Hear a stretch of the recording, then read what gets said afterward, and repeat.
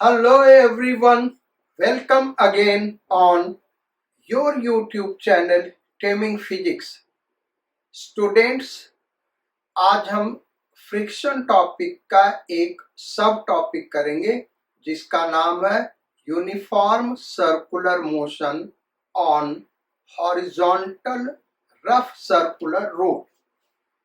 Uniform circular motion on horizontal rough circular road, यानी rough horizontal circular road ले ले तो उसके ऊपर कोई व्हीकल मूव करती है, इसके पीछे प्रिंसिपल क्या है, कैसे वो मूव करता है और कितना मैक्सिमम सेफ स्पीड होगा। या आपने देखा होगा किसी क्रॉसिंग पे कोई व्हीकल है, लेफ्ट टर्न लेता है या राइट टर्न लेता है तो अपना स्पीड डिक्रीज कर देता, उसी कांस्टेंट स्पीड से हम उस क्रॉसिंग को पार नहीं करते हैं। जबकि आप हाईवे पे जाएं जहां पे सर्कुलर रोड का रेडियस बहुत ज्यादा है, यानी टर्न का रेडियस बहुत ज्यादा है, तो हम बिना स्पीड घटाए उसको उस पाथ के ऊपर मूव कर सकते हैं, उस रोड के ऊपर मूव कर सकते हैं। लेकिन सिटीज के अंदर जहां पर सर्कुलर रोड का रेडियस कम है, हम पहले अपने स्पीड को डिक्रीज करते हैं और उसके बाद उस पाथ के ऊपर व्हीकल को मूव कराते हैं। तो रीजन क्या है? बेसिकली एक मैक्सिमम सेफ स्पीड होता है। अगर उस स्पीड से ज्यादा स्पीड रख के हम व्हीकल को उस सर्कुलर पाथ पे चलाएंगे तो हमारा व्हीकल स्किड कर जाएगा, यानी स्लिप कर जाएगा। तो इसके पीछे का प्रिंसिपल क्या है, कहानी क्या है, इसी को हम डिस्कस करेंगे और उसके बाद आज कुछ एक न्यूमेरिकल्स करेंगे फ्रिक्शन से रिलेटेड। तो यहाँ पे हमने एक यूनिफॉर्म सर्कुलर रोड लिया, रेडियस कैपिटल आर का। ये रोड हॉरिजॉन्टल प्लेन में है बेटा, यानी हम यहाँ पे जो ये रोड देख रहे हैं ये हॉरिजॉन्टल प्लेन में है और उसका रेडियस क्या, कैपिटल आर है। अब सपोज कर लो किसी मोमेंट पे व्हीकल यहाँ पे v स्पीड से इसके ऊपर मूव कर रहा है एंटी क्लॉकवाइज और इस पोजीशन पे व्हीकल है, तो इसके ऊपर फोर्सेस क्या क्या लग रहे होंगे, एक mg और दूसरा नॉर्मल रिएक्शन। इस व्हीकल को स्लाइड करने का टेंडेंसी या स्किड करने का टेंडेंसी बाहर की तरफ होगा, इसलिए फ्रिक्शनल फोर्स अंदर की ओर लगेगा।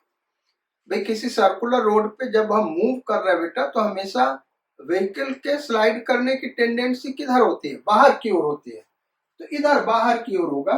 अगर हम इस व्हीकल के अंदर बैठे हैं तो चूंकि ये सर्कुलर रोड पे मूव कर रहा है, इस पे सेंट्रीपिटल एक्सेलरेशन लग रहा होगा, इसलिए हम एक स्यूडो फोर्स एक्सपीरियंस करेंगे जिसको सर्कुलर मोशन में हम सेंट्रीफ्यूगल फोर्स कहते हैं।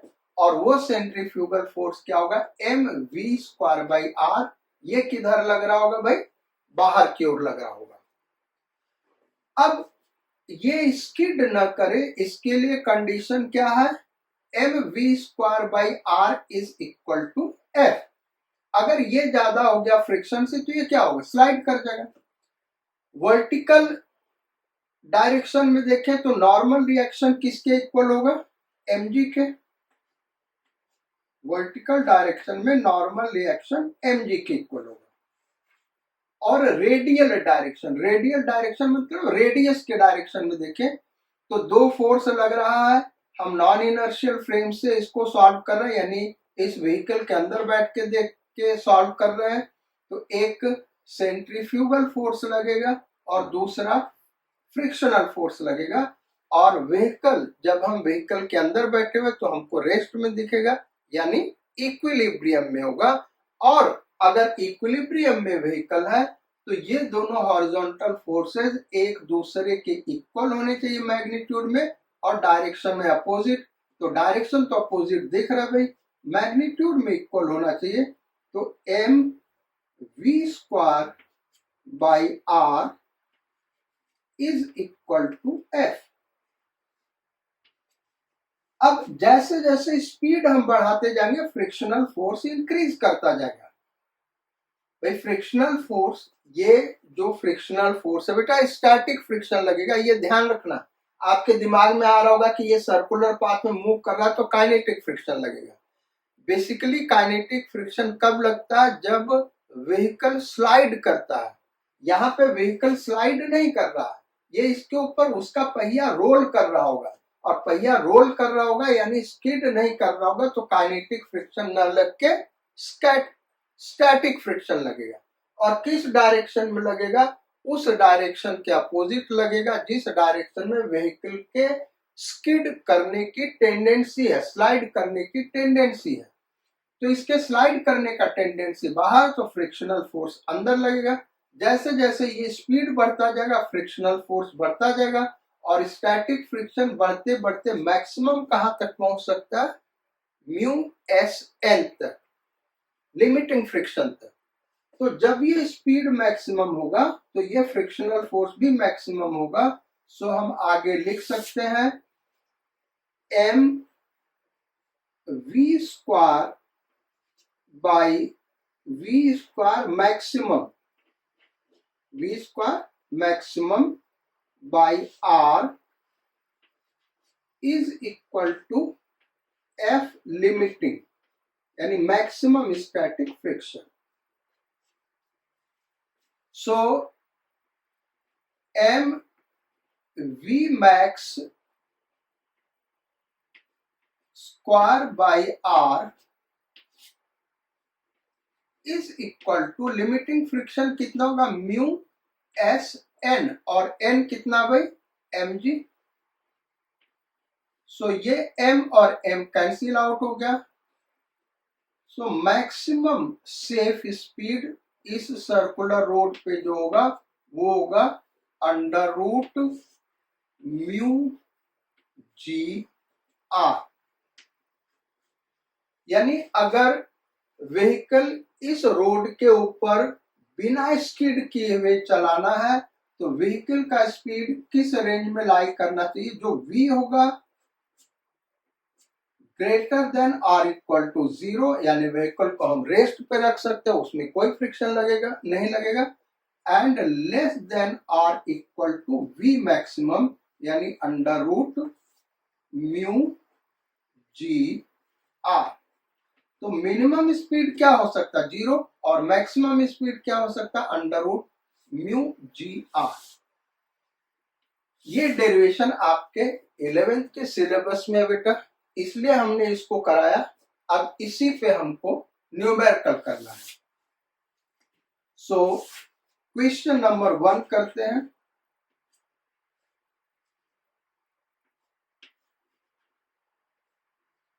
A car is moving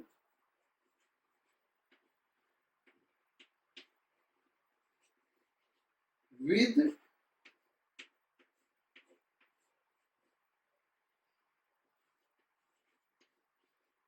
constant speed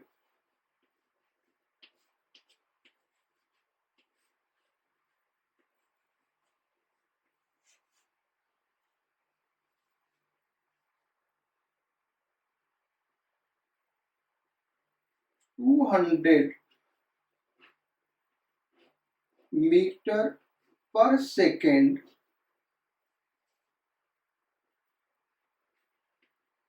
on a, नहीं, मैक्सिमम सेफ स्पीड ये हमको निकालना था। A car is moving with constant speed on a horizontal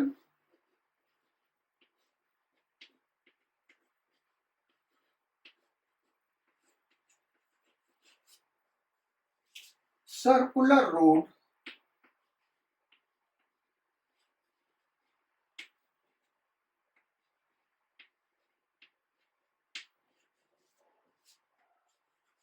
of radius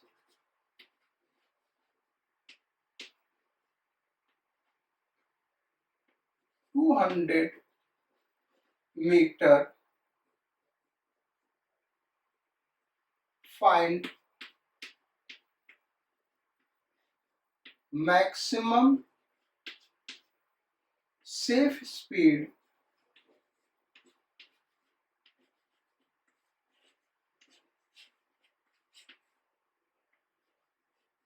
of car if mu s is equal to 0.8। Mu S कितना दिया होगा? 0.8 दिया होगा। तो मैक्सिमम सेफ स्पीड क्या होगा ये हमको निकालना है। तो V मैक्सिमम का फार्मूला, मैक्सिमम सेफ स्पीड का फार्मूला क्या है बेटा? V maximum is equal to under root mu ji r. और म्यू का वैल्यू देखें तो म्यू का वैल्यू दिया हुआ 0.8 और G का जो वैल्यू है वो 10 एंड R का वैल्यू जो दिया हुआ वो 200। तो this is 1600 under root 1600। So maximum safe speed is 40 metre per second. So अगर स्पीड 40 मीटर पर सेकेंड या इससे कम है तो व्हीकल स्लाइड नहीं करेगा, स्किड नहीं करेगा। अगर इससे ज्यादा है तो सेंट्रीफ्यूगल फोर्स बढ़ जाएगा और बाहर की ओर हमारा व्हीकल स्लाइड कर जाएगा। तो ये है सिंपल क्वेश्चन बेटा, इसलिए इस पे एक ही क्वेश्चन करते हैं। एक और क्वेश्चन यहाँ पे करेंगे सर्कुलर रोड पे, लेकिन वो स्पीड यूनिफॉर्म नहीं रखेंगे, यानी स्पीड वेरिएबल है। भाई 11th में तो स्पीड वेरिएबल इस सिलेबस में, लेकिन कंपटीशन में वेरिएबल स्पीड आ सकता है। तो अगर वेरिएबल स्पीड है, वेरिएबल स्पीड का मतलब स्पीड बढ़ रहा है या घट रहा है। अब स्पीड बढ़ रहा है इसका मतलब क्या हुआ? टेंजेंशियल एक्सेलरेशन होगा। तो टेंजेंशियल एक्सेलरेशन होगा, उस पे कैसे क्वेश्चंस बनते हैं ये हम दे रहे हैं। So the question number 2.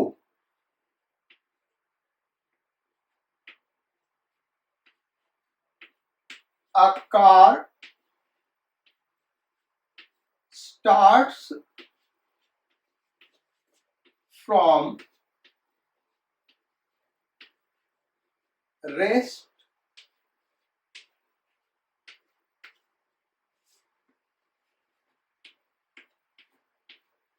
with constant speed, constant acceleration, with constant acceleration 1 meter per second square on a horizontal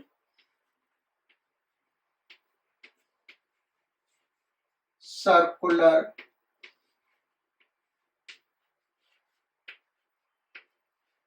road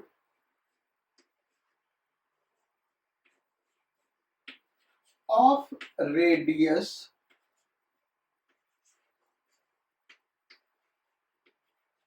200 meter and mu s is equal to 1.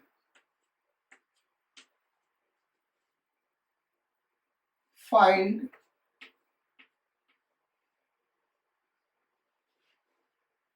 speed gained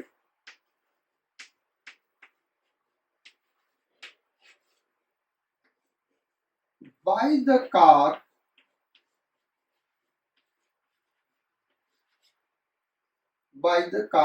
before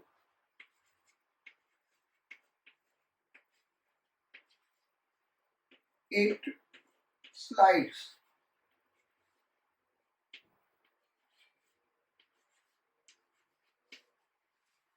slide होने के just पहले car कितना speed gain कर लेगा ये हमको find out करना है। तो क्वेश्चन को देखे बेटा, फिगर को देखे, यहाँ पे फिगर इस तरीके से है, रेडियस दिया हुआ है 200 मीटर। अच्छा, यहाँ रेस्ट से स्टार्ट कर रहा है, u इक्वल टू 0। अब जैसे जैसे आगे बढ़ेगा तो स्पीड क्या होगा, इंक्रीज करेगा। जैसे जैसे ये आगे बढ़ेगा तो स्पीड क्या होगा, इंक्रीज करेगा। और सपोज कर लो यहाँ पे आते आते ये स्लाइड कर रहा, यहाँ पे इसका स्पीड v है और यहाँ पे ये स्लाइड कर रहा, तो इसको हम v लिख दे। ये v हमको फाइंड आउट करना है। तो अब ये स्पीड हमको निकालना भाई, यहां से u इक्वल टू 0 से स्टार्ट किया, हम सपोज कर ले यहाँ पे आके स्लाइड कर रहा, तो यहाँ पे स्पीड क्या होगा ये हमको निकालना। अब इसमें ये वाला फार्मूला नहीं यूज कर सकते बेटा, क्योंकि यहाँ पे क्या था, यूनिफॉर्म सर्कुलर मोशन था, यानी स्पीड कांस्टेंट था। और इस केस में क्या हो रहा है, स्पीड बढ़ रहा है। तो एक्चुअली यहाँ पे दो एक्सेलरेशन होगा, एक तो टेंजेंशियल एक्सेलरेशन दिया हुआ जिसके वजह से स्पीड बढ़ रहा है, ये इस डायरेक्शन में लगेगा, ए टेंजेंशियल, और दूसरा सेंट्रीपिटल एक्सेलरेशन होगा, ए सेंट्रीपिटल। अच्छा, अब इस दोनों का रिजल्टेंट हम निकालेंगे, तो ये आएगा net acceleration A.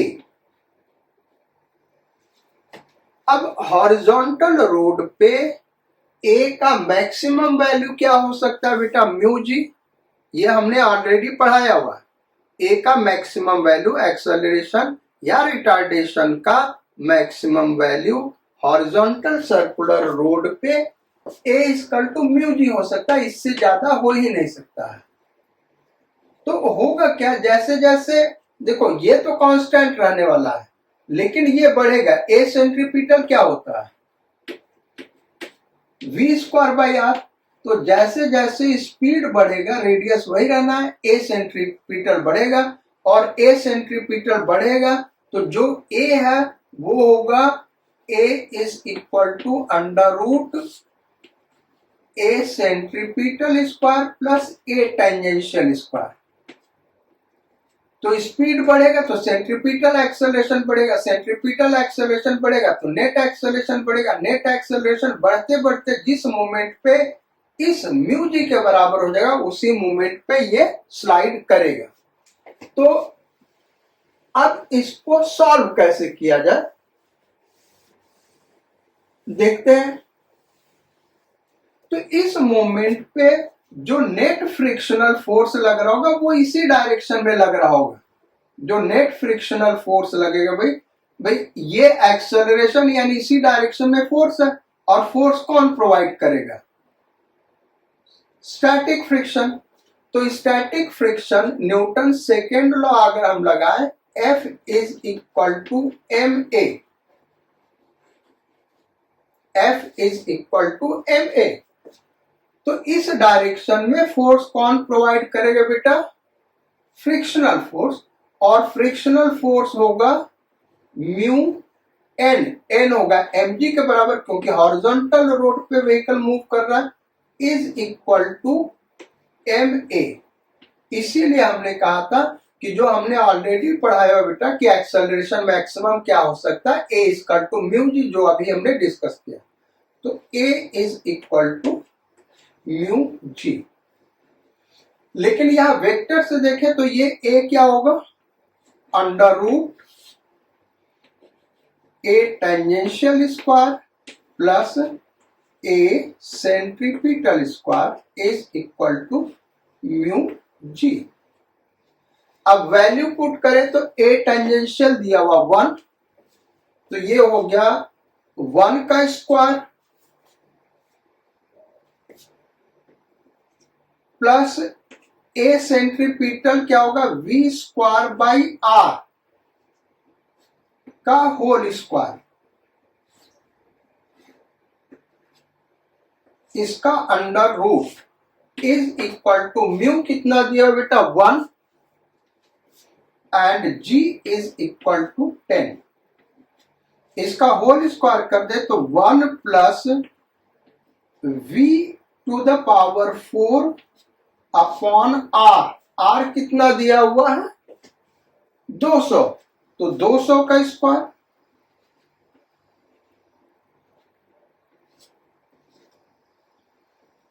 Is equal to, ये 10 हो गया, 10 का square. So v to the power 4 is equal to, इसको इधर लेते जाएंगे बेटा तो 99 हो जाएगा इंटू 200 का स्क्वायर। अब यहां से आप v फाइंड आउट कर सकते हैं। v इज इक्वल टू कितना हो जाएगा, ये 4 हो गया तो 4 9 36, 6 हाथ में 3, 4 9 36 और 3 39 into 10 to the power 4, 10 to the power 4 to the power 1/4। So is approximately equal to, इसको अगर हम 400 ले ले तो 400 का स्क्वायर रूट कितना हो गया 20, अंडर रूट अप्रोक्सीमेशन कर रहे बेटा, इंटू 10, यानी is approximately equal to 4 into 5 ले लिया तो 2 रूट 5 यानी 20 root 5, 20 root 5 metre per second. जब ये स्पीड हो जाएगा तो ये स्लाइड कर जाएगा। देखो जो नेट फ्रिक्शनल फोर्स लग रहा है बेटा इधर लग रहा है, तो जब ये स्लाइड करेगा तो ऐसा मत सोचना कि इस केस में बाहर की ओर स्लाइड करेगा। इस केस में फ्रिक्शनल फोर्स रिक्वायर्ड किधर है, इधर है, तो और ये एक्सेलरेशन इधर लग रहा है, नेट फ्रिक्शनल फोर्स इधर लग रहा है, तो ये स्लाइड किस तरीके से करेगा, इसी लाइन के अलोंग करेगा। जब सफिशिएंट फ्रिक्शन नहीं मिलेगा तो ये यहाँ पे स्लाइड कर जाएगा। So this is solution of this question.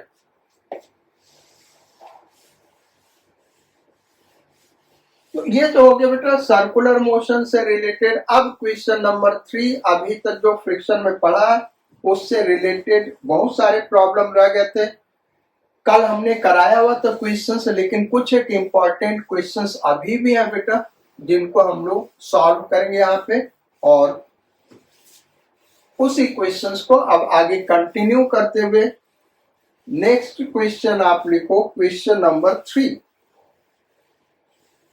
बड़ा ही छोटा सा क्वेश्चन है लेकिन कॉन्सेप्चुअल क्वेश्चन बेटा, और ये कॉन्सेप्चुअल क्वेश्चन हम जरूर डिस्कस करेंगे क्योंकि बहुत ही इंपॉर्टेंट क्वेश्चन है और बहुत सारे स्टूडेंट्स इस क्वेश्चन में कंफ्यूज हो जाते हैं, समझ नहीं पाते हैं।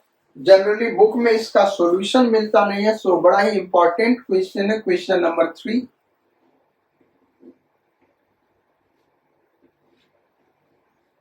ये हो गया क्वेश्चन नंबर 3। एक वर्टिकल वॉल है और यहां पे ये स्मूथ वर्टिकल वॉल है, स्मूथ वर्टिकल वॉल, और यहां पे ये rough horizontal surface mu s is equal to 0.6। एक ब्लॉक रखा हुआ जो कि जस्ट इस वॉल के साथ कांटेक्ट में है 100 kg।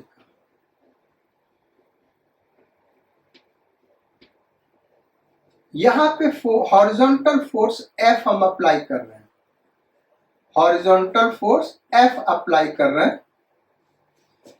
क्वेश्चन कह रहा है कि find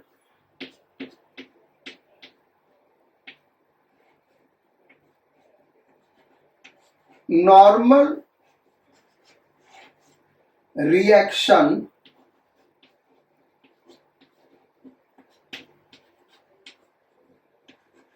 on wall if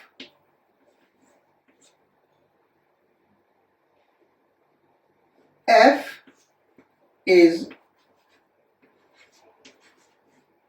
equal to first question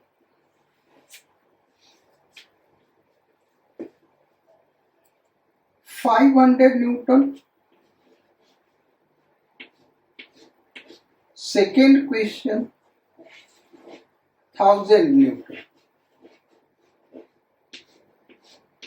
यहां वॉल पे नॉर्मल रिएक्शन क्या लग रहा होगा इस ऑब्जेक्ट के वजह से। भाई ये इसके ऑब्जेक्ट जो है, अगर हम फिगर में देखें बेटा तो ये हमारा ब्लॉक है, ये हमारा ब्लॉक इस वॉल के साथ कांटेक्ट में रखा है।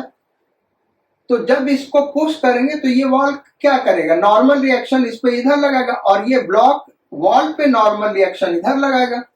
तो हमको क्या करना है, ब्लॉक पे नॉर्मल रिएक्शन लगाने, वही नॉर्मल रिएक्शन वॉल पे लगेगा, किधर, टुवर्ड्स राइट। कैसे सॉल्व किया जाए, तो इसमें जो कंफ्यूजन क्रिएट होता है वो ये होता है कि अगर हम यहाँ पे फोर्स F लगा रहे हैं तो उसके वजह से पहले फ्रिक्शन डेवलप होगा या पहले नॉर्मल रिएक्शन डेवलप होगा। ये चीज हम पहले भी डिस्कस कर चुके बेटा टेंशन वाले केस में। जैसे ये एक ब्लॉक है, दो ब्लॉक है, इसको पिछले टर्म पे हमने डिस्कस किया था, और यहां पे फोर्स हम अगर अप्लाई करें तो क्या होगा, पहले यहां फ्रिक्शन डेवलप होगा फिर यहां टेंशन डेवलप होगा, या पहले यहां टेंशन डेवलप होगा और ये मैक्सिमम टेंशन ले लेगा तब यहां फ्रिक्शन डेवलप होगा, या दोनों साथ साथ डेवलप होगा। हमेशा याद रखिए जब भी आप इस टाइप से फोर्स लगाएंगे रफ सरफेस पे तो पहले फ्रिक्शन डेवलप होगा और लिमिटिंग फ्रिक्शन डेवलप होने के बाद ही यहाँ पे टेंशन डेवलप होगा या यहाँ पे नॉर्मल रिएक्शन डेवलप होगा। इसको प्रूव करने के लिए बड़ा ही एक आसान तरीका बेटा, आसान तरीका ये, जैसे देखो यहाँ पे एक ब्लॉक है, अब यहाँ पे अगर इसका कोएफिशिएंट ऑफ फ्रिक्शन 0.5 सपोज कर ले और ये 10 kg का ब्लॉक है, 10 kg का ब्लॉक है तो 100 न्यूटन नीचे लगेगा, इधर नॉर्मल रिएक्शन 100 न्यूटन हो गया, यानी फ्रिक्शनल लिमिटिंग फ्रिक्शन जो हो सकता है F लिमिटिंग वो कितना होगा 50 न्यूटन का। अब यहाँ पे कोई वॉल नहीं है, यहाँ पे कोई वॉल नहीं है, तो ये जो फोर्स अगर हम बढ़ाएंगे बढ़ाएंगे तो क्या होगा, यहां तक ये रीच करेगा, उसके बाद ही ये मूव करेगा। अब एक वॉल हम सपोज कर लेते हैं, तो जब यहाँ पे वॉल बेटा तो पहले फ्रिक्शन यहाँ डेवलप होगा, जब ये F बढ़ते बढ़ते 50 न्यूटन को एक्सीड कर जाएगा तभी इस वॉल पे नॉर्मल रिएक्शन आएगा, अदरवाइज नहीं आएगा। वही कॉन्सेप्ट वहां पे ध्यान रखना है।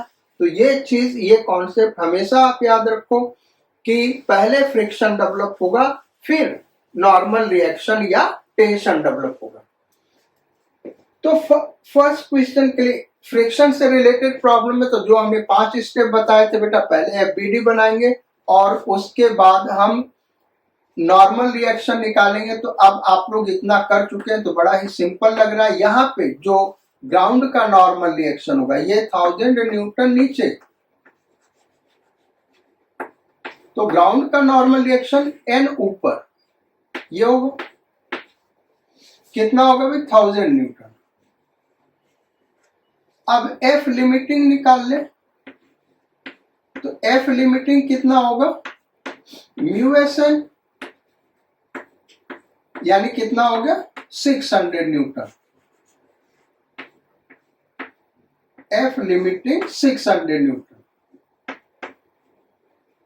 यानी ये जो एक्सटर्नल फोर्स है इसको हम 600 न्यूटन तक ले जाएंगे, तब तक यहाँ पे स्टैटिक फ्रिक्शन लगता रहेगा, यानी इसका जो वैल्यू है वो 600 न्यूटन तक डेवलप करते रहेंगे। तो यहाँ फ्रिक्शन 600 न्यूटन डेवलप हो जाएगा और यहाँ नॉर्मल रिएक्शन जो इस डायरेक्शन में लग रहा होगा इसको हम नाम दे दें N डैश। हमको यही N डैश निकालना बेटा, मान लो हमने इसको 50 न्यूटन रखा, तो यहाँ पे फ्रिक्शनल फोर्स कितना डेवलप होगा? 50 newton. Normal reaction N dash 0 होगा। इसको हमने 200 न्यूटन किया, ये 200 न्यूटन हो जाएगा। इसको 300 न्यूटन किया, ये 300 न्यूटन, ये 0 रहेगा। नॉर्मल रिएक्शन यहाँ पे ब्लॉक पे 0 रहेगा। ये हम 500 न्यूटन कर देंगे, ये भी 500 न्यूटन हो जाएगा। ये जो फ्रिक्शन है, नॉर्मल रिएक्शन एन डैश क्या होगा? 0 होगा। एफ को हम 600 कर देंगे, तो जो एफ लिमिटिंग 600 हो गया, अभी भी नॉर्मल रिएक्शन एन डैश क्या रहेगा? 0 रहेगा। इसको 601 न्यूटन कर देंगे। अब जो फ्रिक्शन बेटा 601 नहीं हो सकता, क्योंकि मैक्सिमम लिमिट क्या है? 600 है। तो 601 इसको कर देंगे, ये 600 होगा और ये 1 हो जाएगा। इस तरीके से हम इसको सॉल्व करेंगे। तो ये एफ लिमिटिंग हमने निकाल लिया 600 न्यूटन। अब यहां पे देखें तो अब हम क्या करेंगे?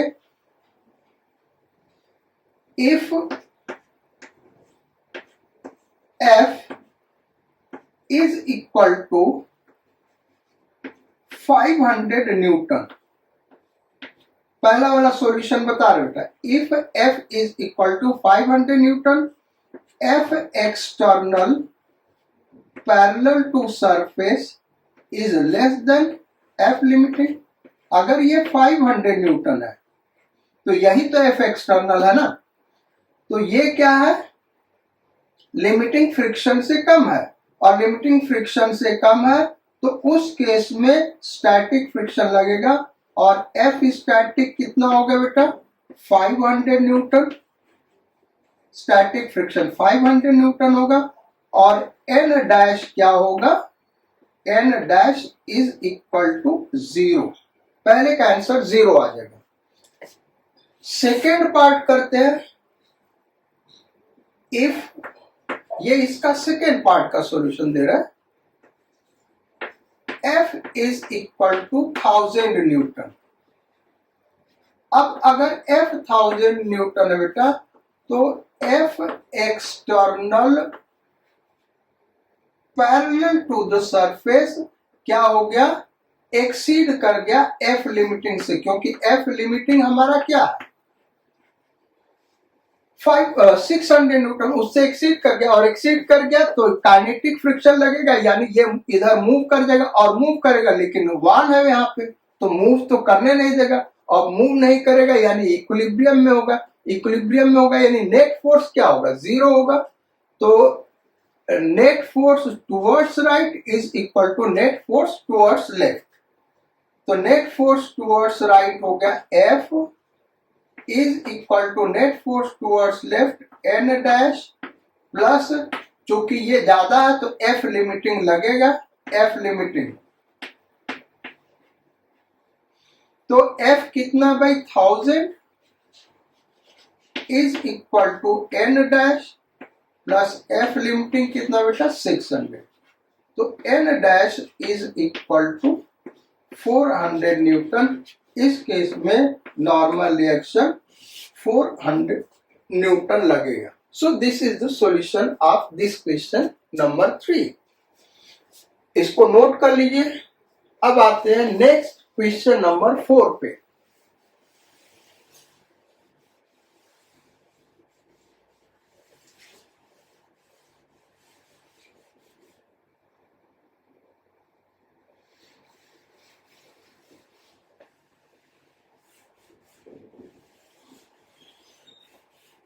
क्वेश्चन नंबर 4 जो है बेटा,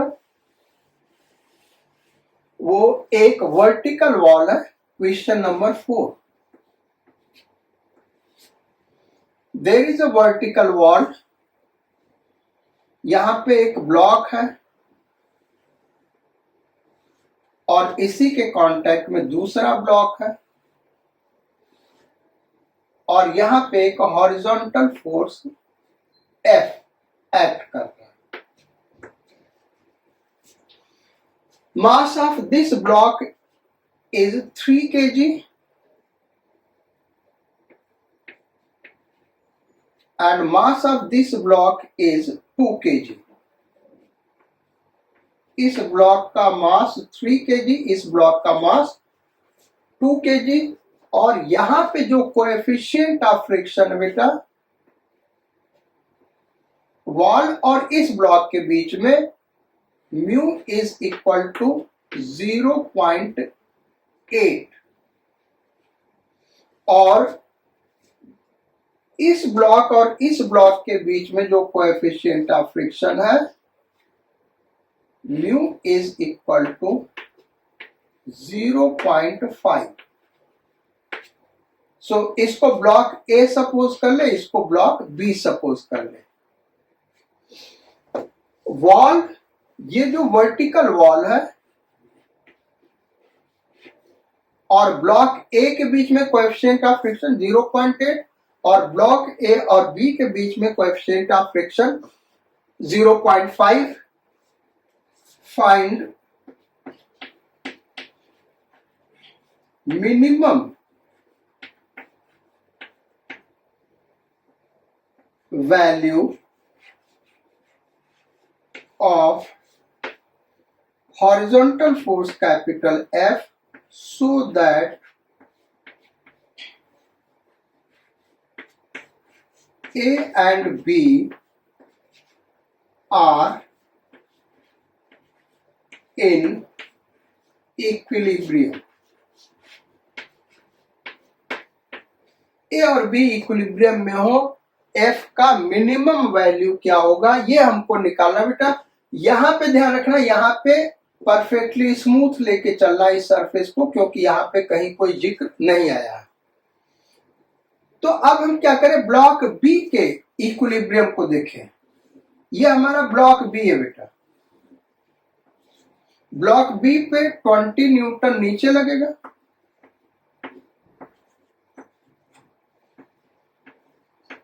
अच्छा इक्विलिब्रियम के ये फोर्स, इक्विलिब्रियम के लिए ये जो हॉरिजॉन्टल फोर्स है F। अब तीसरा फोर्स क्या लग रहा होगा, तीसरा फोर्स एक तो लगेगा नॉर्मल रिएक्शन, A की वजह से B पे नॉर्मल रिएक्शन इधर लगेगा।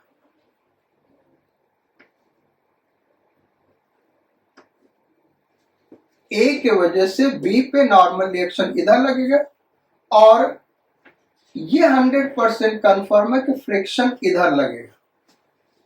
फ्रिक्शन किधर लगेगा बेटा, इस डायरेक्शन में लगेगा।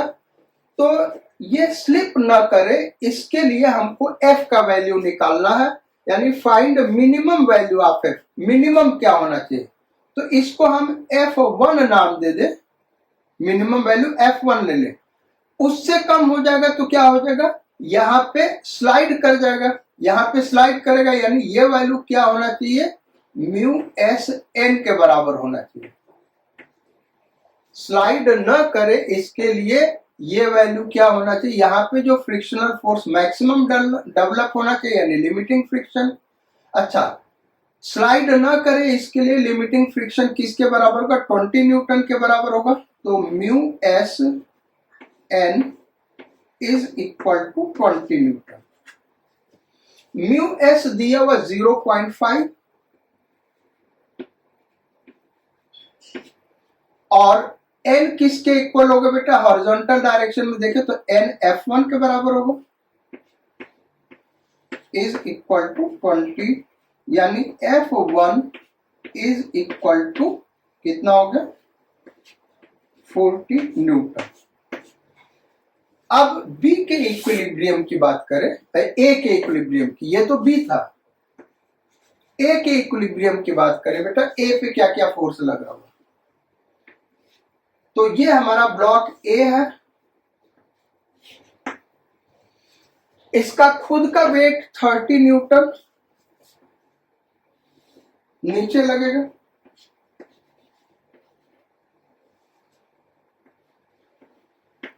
अच्छा, अब इस पे फ्रिक्शनल फोर्स ऊपर लग रहा है, तो इस पे फ्रिक्शनल फोर्स किधर लगेगा बेटा, नीचे लगेगा, म्यू एस एन। और एन कितना ले, ए बी पे जितना नॉर्मल रिएक्शन लगा रहा था, बी भी ए पे उतना ही नॉर्मल रिएक्शन इधर लगाएगा। इसको हम दे दे एन, और वो एन यही होगा, यानी एफ 1 के बराबर होगा। भाई वो n F1 के ही बराबर होगा ना, यहां से देखे तो ये वाला भी F1 इस पे इधर लगेगा। इस वॉल पे देखा बेटा, ब्लॉक बी के इस फेस पे, ब्लॉक ए के इस फेस पे देखे जो वॉल के साथ कांटेक्ट में, तो ये दोनों फोर्स नीचे लग रहा है। इक्विलिब्रियम में तभी होगा जब फ्रिक्शनल फोर्स यहाँ पे किधर लगे भाई, ऊपर लगे, और ये स्लिप करने की टेंडेंसी में, इसलिए यहाँ पे भी क्या होगा, म्यू एस एन। अब यहाँ का म्यू एस डिफरेंट है इसलिए डैश लगा दिया। नॉर्मल रिएक्शन क्या होगा, ये वॉल जो लगा रहा होगा नॉर्मल रिएक्शन इधर लगा रहा होगा एन। हॉरिजॉन्टल डायरेक्शन में देखें तो ये यहाँ पे जो नॉर्मल रिएक्शन लगेगा वो इसी नॉर्मल रिएक्शन के बराबर होगा। वर्टिकल डायरेक्शन में देखें तो वर्टिकल डायरेक्शन में जो नेट अपवर्ड फोर्स होगा वो नेट डाउनवर्ड फोर्स के बराबर होगा, यानी mu s dash N is equal to 30 newton plus mu S N, ये हो गया। और म्यू डैश एस कितना है, ये 0.8, सो 0.8, और ये n कितना होगा, F1 होगा, is equal to 30 plus mu S N. यहां से देखें तो म्यू एस एन का वैल्यू क्या है, 20, सो इसको 20 रख दिया बेटा। यहां से देखें तो यही म्यू एस एन है ना, ये म्यू एस एन इसी के बराबर है न्यूटन थर्ड लॉ से। सो यहां से अगर हम देखें तो ये F1 म्यू डैश एन, ये F1 लिखा तो इसको F1 लिख दिया। F1 इज इक्वल टू, ये कितना होगा, 50 अपॉन 0.8, यानी 500 अपॉन 8, यानी F1 इज इक्वल टू 62.5। 8 छंग 48, 2 8 दूनी 16, 4, ठीक है, न्यूटन। अब F1 अगर 40 न्यूटन है तो B स्लिप नहीं करेगा, इक्विलिब्रियम में रहेगा, लेकिन A स्लिप कर जाएगा, क्योंकि A के लिए F1 का वैल्यू क्या होना चाहिए बेटा, 62 न्यूटन। तो A और B दोनों स्लिप न करें तो आंसर क्या होगा, 62.5 न्यूटन। बात ये समझ में आ रही बेटा। अगर F1 का वैल्यू, जिसको इसी F को हमने F1 लिखा, तो F1 का वैल्यू अगर 40 न्यूटन है तो B नहीं स्लिप करेगा, लेकिन A क्या होगा, स्लिप कर जाएगा, क्योंकि यहाँ पे F1 का मिनिमम वैल्यू क्या चाहिए, 62.5 न्यूटन। तो अगर हम 62.5 रख दें तो A भी नहीं स्लिप करेगा, और B के तो स्लिप करने का सवाल ही नहीं, क्योंकि इससे ज्यादा हमने फोर्स लगा दिया। तो answer will be 62.5 Newton. So this is the solution. IIT advanced के लिए ये बढ़िया क्वेश्चन बेटा। मेंस और नीट में अगर हम देखें तो वो सिंगल ब्लॉक के ही इक्विलिब्रियम का आता है, जो कि हमने कल यानी लास्ट टर्न करा हुआ, जो भी पिछला क्लास होगा वहां पे हमने उसको कराया हुआ है उस क्वेश्चन को। अब आगे की बात करते हैं, आगे के क्वेश्चंस पे आते हैं। फ्रिक्शन में क्वेश्चन का कोई लिमिट नहीं बेटा, हम बस ये चाहते हैं कि कुछ डिफरेंट टाइप के क्वेश्चंस कर ले ताकि आप हर टाइप के प्रॉब्लम को समझ सके, इसलिए हम इस पे क्वेश्चंस करा रहे हैं। आप देख रहे होंगे कि फ्रिक्शन पे ज्यादा थोड़ा क्वेश्चन करा रहे हैं, बड़ा ही इंपॉर्टेंट टॉपिक है ये। नेक्स्ट क्वेश्चन ये है, question number 5।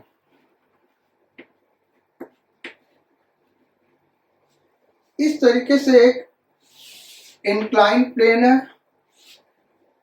53 degree,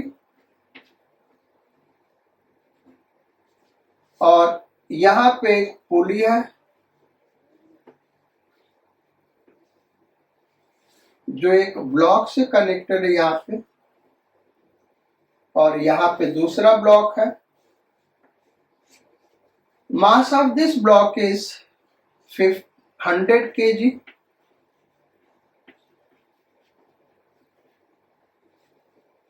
Mass of this block is m, and coefficient of friction of the surface mu is equal to 0.5. Find range of small m so that system remains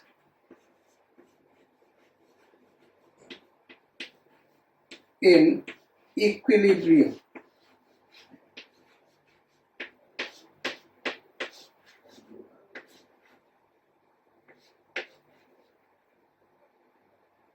equilibrium. Small m का क्या range होगा कि equilibrium में हो? देखो बेटा, होगा क्या, अगर ये मास बहुत ज्यादा, देख इस क्वेश्चन में हम देखें तो ये जो tan थीटा, tan थीटा का वैल्यू क्या आया, 4/3। tan थीटा का वैल्यू 4/3 आ रहा है यहां से अगर हम देखें। अच्छा, अब इसका एंगल ऑफ रिपोज क्या होगा, तो 45 डिग्री से कम होगा, क्योंकि tan theta equal to mu, theta angle of repose है तो tan theta equal to mu होता है। अगर म्यू 1 होता तो एंगल ऑफ रिपोज क्या होता, 45, लेकिन ये हाफ है तो 45 डिग्री से कम है, और जो एक्चुअल एंगल है 45 से ज्यादा है, यानी ये स्लिप कर जाएगा। तो स्लिप कर जाएगा यानी यहाँ पे अगर हम बहुत कम मास रखेंगे तो ये स्लिप कर जाएगा नीचे, और यहाँ पे बहुत ज्यादा मास रख देंगे तो बेटा ये ऊपर स्लिप कर जाएगा। तो इस मास का एक रेंज होगा, मिनिमम वैल्यू और मैक्सिमम वैल्यू। तो पहले हम मिनिमम वैल्यू के लिए करते हैं, मिनिमम मैक्सिमम निकालेंगे तभी रेंज पता चलेगा। तो मिनिमम वैल्यू के लिए जब हम करेंगे, देखो फर्स्ट पार्ट कर रहे हैं बेटा, ए का मिनिमम वैल्यू क्या होगा स्मॉल एम का। जब ये मिनिमम होगा तो इसके स्लिप करने का टेंडेंसी किधर होगा, इधर होगा। तो यहाँ पे mg नीचे लगेगा, यहाँ पे टेंशन T ऊपर लगेगा, यहाँ पे टेंशन T इधर लगेगा, और यहाँ पे लिमिटिंग फ्रिक्शन का डायरेक्शन ये हो जाएगा। ये किसका डायरेक्शन बेटा, F लिमिटिंग का डायरेक्शन ये होगा। यहाँ पे देखें तो mg यानी 1000 न्यूटन ऐसे लग रहा है, इसको रिजॉल्व कर दे इधर, तो cos 53 यानी 3/5 यानी ये हो गया 600 न्यूटन, और ये हो जाएगा 800 न्यूटन। अब सिस्टम इक्विलिब्रियम में है, इस मास को हल्का सा भी कम कर देंगे बेटा तो ये लिमिटिंग फ्रिक्शन क्या होगा, अगर इसको हम कम करेंगे, और अगर इसको हम करेंगे तो क्या होगा, ये इस डायरेक्शन में स्लाइड कर जाएगा। अगर इसको हम कम कर देंगे बेटा तो एफ लिमिटिंग निकालो, क्या आ रहा है, मिनिमम के हम निकाले एफ लिमिटिंग। देखो F limiting is equal to mu S N, और म्यू एस का वैल्यू क्या है 0.5, और एन कितना है 600 न्यूटन, तो ये कितना हो गया 300 न्यूटन। ये 300 न्यूटन और ये कितना है 800 न्यूटन। अब मान लो इसको 0 कर दो, यहां से मास हटा दो, तो ये 800 न्यूटन, ये मैक्सिमम कहां तक बढ़ सकता है 300 न्यूटन तक, ये ज्यादा तो नीचे स्लिप कर जाएगा। अब स्लिप न करे, इक्विलिब्रियम में रहे, इसके लिए क्या होगा, this is equal to tension plus F limiting. So equilibrium के लिए क्या होगा बेटा 800 इज इक्वल टू, बात समझ रहे हो भाई, ये इक्विलिब्रियम में जस्ट स्लाइड करने वाला है नीचे की ओर, लेकिन किस में है? इक्विलिब्रियम में है। इक्विलिब्रियम में है तो net force along the plane in downward direction is equal to net force along the plane in upward direction, that is T plus कितना हो गया भाई? F limiting, और F limiting कितना निकाला बेटा? 300। तो यहां से टेंशन आ गया 500। अब इसके इक्विलिब्रियम को कंसीडर करें, ये भी इक्विलिब्रियम में होगा, तो T is equal to M G, और T हमने कितना निकाला? 500 is equal to M into G, कितना है? 10। So M minimum is equal to 50 newton. अब मैक्सिमम सेकेंड पार्ट करें बेटा। अगर ये बहुत ज्यादा होगा तो उस केस में क्या करेगा कि ये जो ब्लॉक है उसके स्लिप करने की टेंडेंसी ऊपर होगी, इसके मूव करने की टेंडेंसी नीचे, इसके स्लिप करने की टेंडेंसी ऊपर, यानी इस पे लिमिटिंग फ्रिक्शन F लिमिटिंग इस डायरेक्शन में लगेगा। अब इक्विलिब्रियम के लिए क्या होगा? Net upward force equal to net downward force, यानी T is equal to net upward force T is equal to downward force along the plane 800 plus F limiting, और F limiting तो वही रहना भाई 300, जो कि हमने ऑलरेडी निकाला हुआ है 300। तो कितना हो गया ये?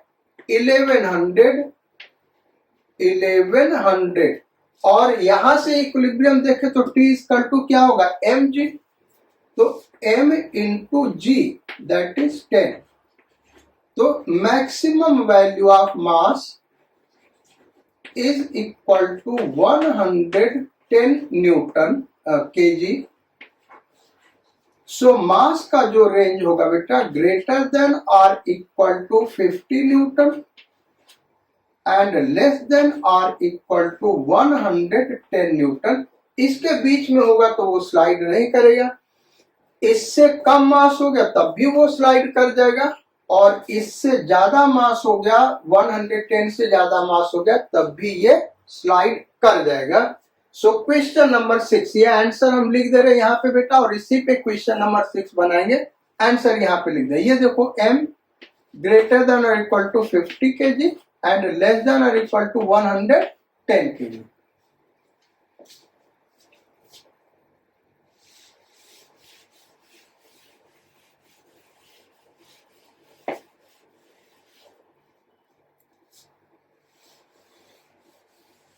अब इसी पे क्वेश्चन नंबर 6 हम क्या फ्रेम कर सकते हैं?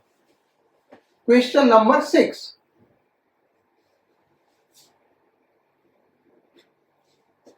फाइंड, फिगर एकदम वही है बेटा, क्वेश्चन एकदम वही है, ये सब हटा दे रहे हैं।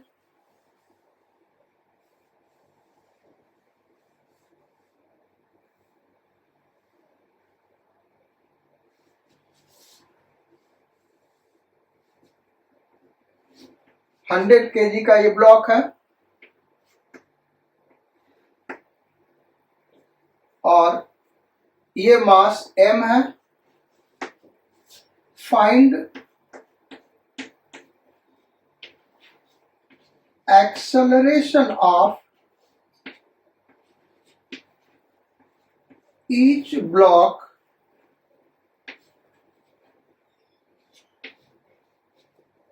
if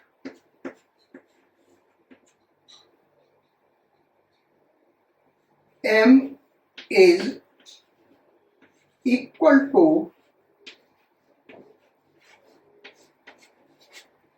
first question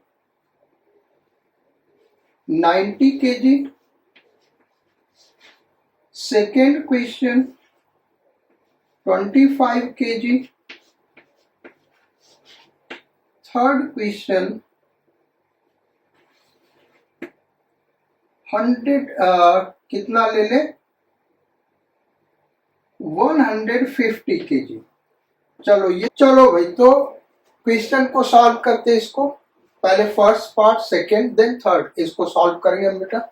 लेकिन इसको सॉल्व करने के पहले इस टाइप का प्रॉब्लम हम ऑलरेडी आप लोगों को बता चुके हैं, उसको एक बार फिर से हम डिस्कस कर दे बेटा, फिर उसी कॉन्सेप्ट पे सॉल्व करेंगे। सो क्वेश्चन हमने पहले ऑलरेडी डिस्कस किया हुआ है, न्यूमेरिकल वैल्यू चेंज कर सकता है। जैसे सपोज करो ये 20 kg का ब्लॉक है, यहां पे एक स्प्रिंग, ये 30 kg का ब्लॉक है, mu is equal to 0.5।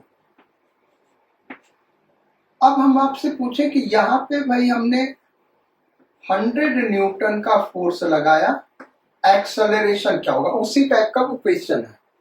100 Newton का फोर्स लगाया, एक्सेलरेशन क्या होगा। तो इस ब्लॉक के लिए अगर हम एफ लिमिटिंग निकालें बेटा, इस ब्लॉक के लिए एफ लिमिटिंग निकालें, तो एफ लिमिटिंग क्या होगा, म्यू एस एन, यहां से हम निकालेंगे तो 150 न्यूटन। वहां पे एक ही ब्लॉक पे फ्रिक्शन लग रहा है, यहाँ पे दोनों ब्लॉक पे फ्रिक्शन लग रहा है। इस ब्लॉक के लिए अगर हम निकालें एफ लिमिटिंग, तो ये कितना हो जाएगा, 100 न्यूटन। आप अपने से करके देखिएगा, 100 न्यूटन आएगा। अब यहां पे अगर ये फोर्स 0 है, तो यहाँ फ्रिक्शनल फोर्स 0 होगा। यहाँ 100 न्यूटन है, तो यहाँ frictional force automatically 100 Newton develop होगा बेटा। पहले टेंशन नहीं डेवलप होगा, पहले फ्रिक्शनल फोर्स, ये 100 न्यूटन डेवलप होगा। कहां तक हो सकता है, 150 न्यूटन तक। तो 100 न्यूटन डेवलप होगा, एक्सेलरेशन क्या हो गया, 0, क्योंकि बैलेंस हो गया। इसको हम 150 कर दें, तो यहाँ फ्रिक्शनल फोर्स 150 न्यूटन डेवलप हो जाएगा। अगेन यहाँ टेंशन 0 और ये 150 बैलेंस, यानी एक्सेलरेशन 0 होगा। अगर हमने इसको 200 न्यूटन कर दिया, ध्यान देते जाना क्योंकि ये सब बहुत ही इंपॉर्टेंट पॉइंट है बेटा। तो यहाँ फ्रिक्शनल फोर्स 150 तक डेवलप होगा। अब बचा 50 न्यूटन, यहाँ टेंशन 50 न्यूटन का हो जाएगा, यहाँ टेंशन 50 न्यूटन का हो जाएगा, यहाँ फ्रिक्शनल फोर्स 50 न्यूटन का हो जाएगा। अभी भी एक्सेलरेशन 0 होगा। 250 न्यूटन ये फोर्स हमने कर दिया बढ़ा के। अब देखो क्या होगा, अब यहाँ 150 न्यूटन और यहाँ बैलेंसिंग फोर्स टेंशन 100 न्यूटन, यहाँ 100 न्यूटन, यहाँ 100 न्यूटन, अभी भी एक्सेलरेशन 0 होगा।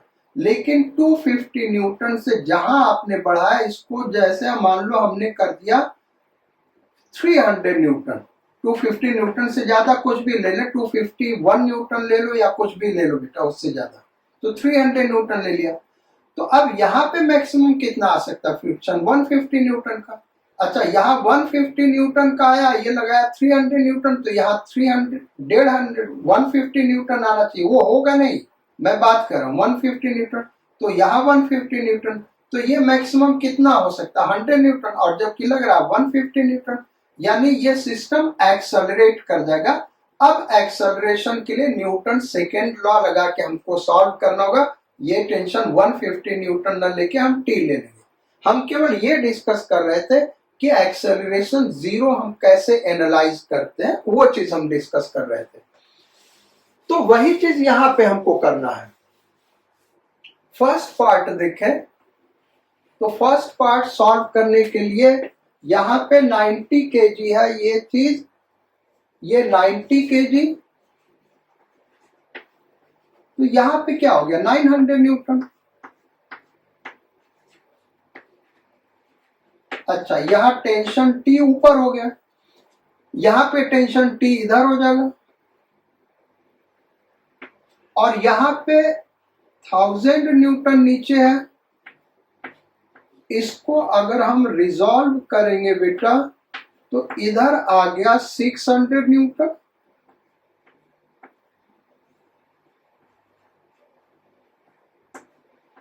और इधर आ गया 800 न्यूटन।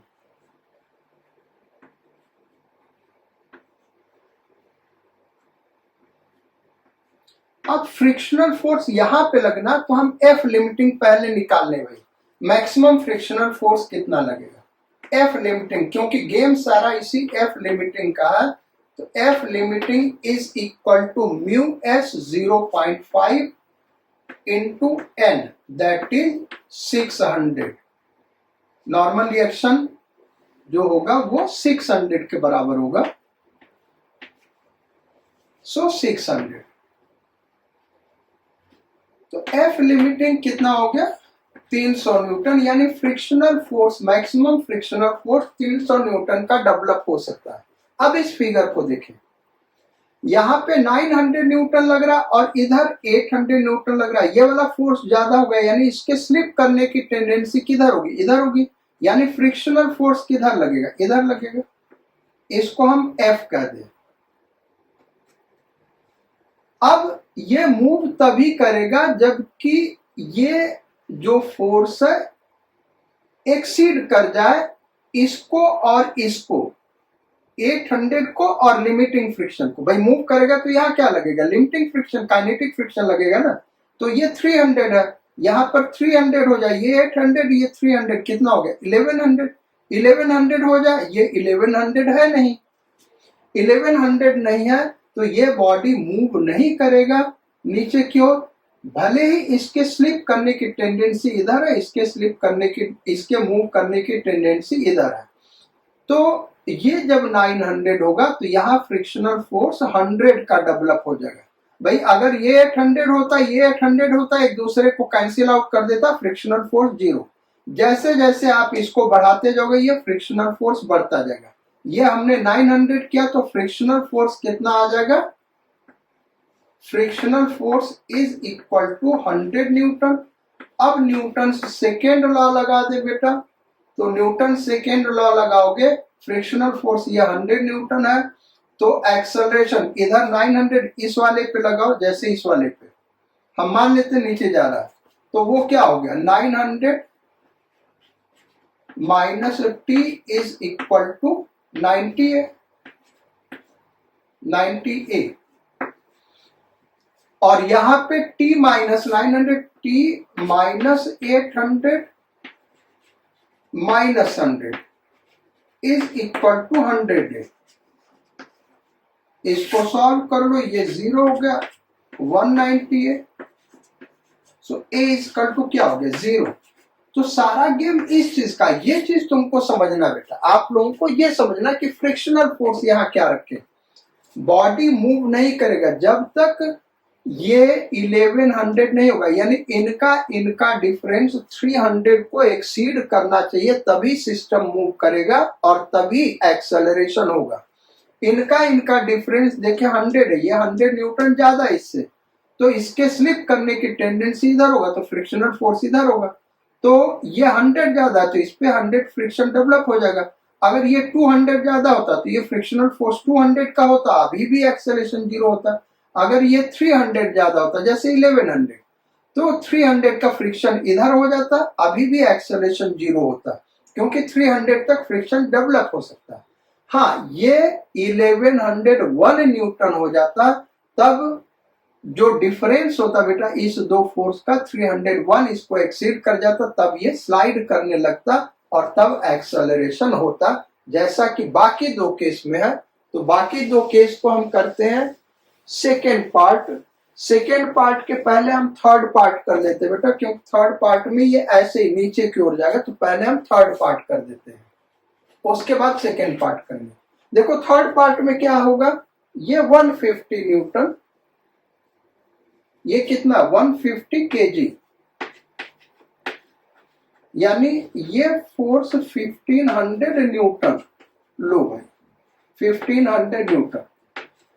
तो ये फोर्स इससे ज्यादा, तो इसके नीचे जाने का टेंडेंसी होगा, ये ऊपर की ओर स्लिप कर गया, यानी फ्रिक्शनल फोर्स बैकवर्ड लगेगा।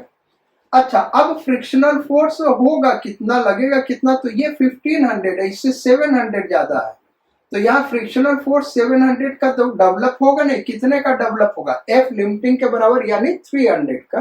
तो यहाँ 300 हम लिख दें, उससे ज्यादा नहीं हो सकता, और ये सिस्टम एक्सेलरेट कर जाएगा।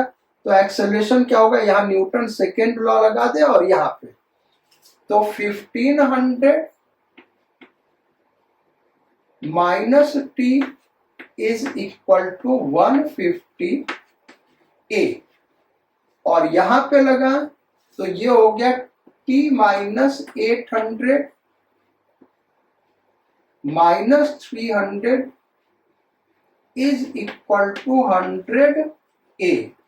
दोनों इक्वेशन ऐड कर दिया, यहां बचा 400 इज इक्वल टू 250 ए, यानी ए इसका टू हो गया बेटा 40/25 यानी 1.6 मीटर पर सेकेंड स्क्वायर। ये एक्सेलरेशन हो गया। टेंशन भी हम निकालना चाहते हैं तो निकाल सकते हैं, ये इधर पुट कर दो, टेंशन आ जाएगा। अब थर्ड पार्ट करते हैं, जो कि सेकेंड पार्ट करते हैं बेटा।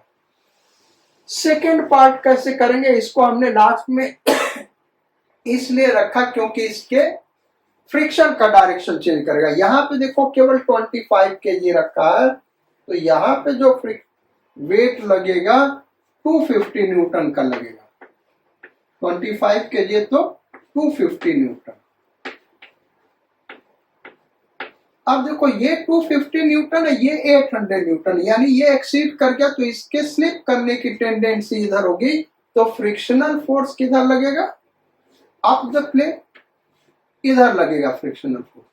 ये फ्रिक्शनल फोर्स होगा कितना, तो ये 250 न्यूटन। अगर ये 250 न्यूटन होता तो यहाँ फ्रिक्शनल फोर्स 0 हो जाता, स्लिप करने की टेंडेंसी नहीं होती। ये अगर 300 न्यूटन होता तो यहाँ फ्रिक्शनल फोर्स 50 का डेवलप कर जाता, क्योंकि 50 एक्सीड कर रहा है 250 से। यहां मान लो 500 न्यूटन होता तो इससे कितना ज्यादा है 250 न्यूटन, यहाँ 250 न्यूटन का फ्रिक्शन होता, क्योंकि 300 तक हो सकता है।